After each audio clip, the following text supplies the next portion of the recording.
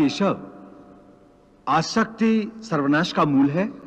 हाँ अर्जुन, इसलिए तो मैं तुम्हें निरासक्त होने को कह रहा हूं, स्थित प्रज्ञ होने को कह रहा हूं, क्योंकि स्थित प्रज्ञ की स्थिति निष्काम कर्मयोग की चरमावस्था है। हे केशव, कृपया स्थित प्रज्ञ का कोई स्पष्ट उदाहरण देकर समझाओ। हे अर्जुन, विशाल और अथाह सागर का स्वभाव स्थित प्रज्ञ मनुष्य की भांति ही होता है। नदी में यदि अधिक पानी आ जाए तो उस नदी में बाढ़ आ जाती है। उसकी तूफानी लहरें किनारों को तोड़कर चारों ओर तबाही मचा देती है। यह हाल एक क्षुद्र मन वाले व्यक्ति का होता है।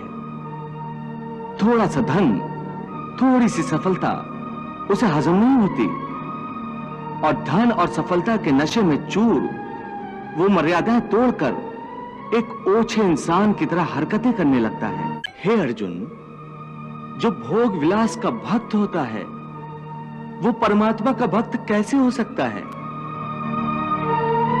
ऐसे मनुष्य जो बाहर से भक्ति का प्रदर्शन करते हैं परंतु मन से विषयों के चिंतन और उनकी आसक्ति में लीन रहते हैं, वो भक्ति का केवल ढोंग करते हैं।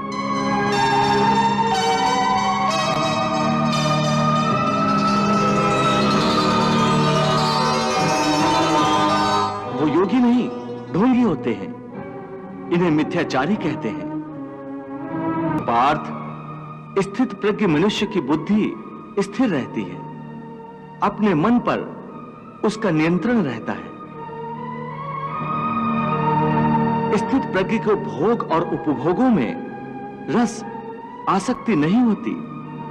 वो शुभ अशुभ वस्तुओं की प्राप्ति होने के बाद भी न प्रसन्न होते हैं और न दुखी होते हैं। पार्थ, ऐसे महापुरुषों को पूर्ण विश्वास होता है कि ईश्वर सदा सर्वदा उनके साथ है, इसलिए वो किसी भी परिस्थिति में विचलित नहीं होते। ये कहना आसान है केशव, साधारण मनुष्य के लिए इस मानसिक स्तर पर पहुंचना बहुत कठिन है। इसके लिए सांसारिक मनुष्यों को किसी दैवीय सहायता की आवश्यकता होगी। तुमने ठीक कहा अर्जुन, भगवत कृपा के बिना कोई भी कार्य सिद्ध नहीं हो सकता।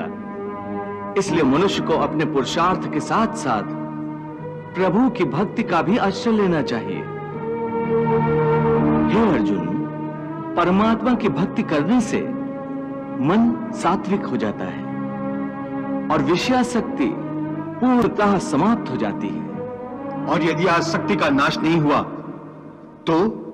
आसक्ति का नाश नहीं हुआ तो मनुष्य का सर्वनाश हो जाता है। सर्वनाश? हाँ पार्थ, सर्वनाश।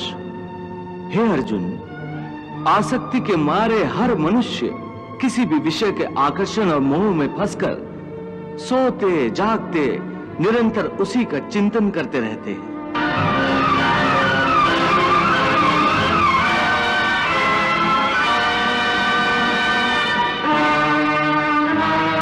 जैसे कोई मनुष्य किसी सुंदर स्त्री के प्रेम में पड़ जाता है, जो जागते हुए उसी की कल्पना और सोते में उसी के सपने देखता है।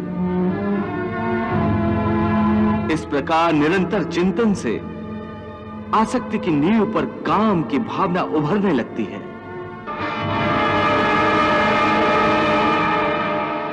काम या वासना में थोड़ी भी रुकावट आने से क्रोध का आगमन हो जाता है।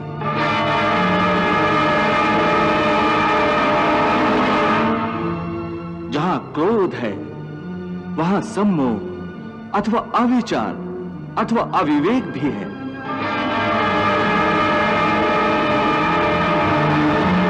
जिस प्रकार प्रचंड वायु के झोंके से दीपक की ज्योति बुझ जाती है, उसी प्रकार काम जनित अविवेक की आंधी से मनुष्य की स्मृति नष्ट हो जाती है। और जब स्मृति भ्रंश हो जाता है तब बुद्धिनाश में कितना समय लगता है पार्थ? चैतन्य का नाश होने पर जो दशा शरीर की होती है, ठीक वही दशा बुद्धि का नाश होने पर मनुष्य की हो जाती है। विनाश के कारण मनुष्य का भी सर्वनाश होता है।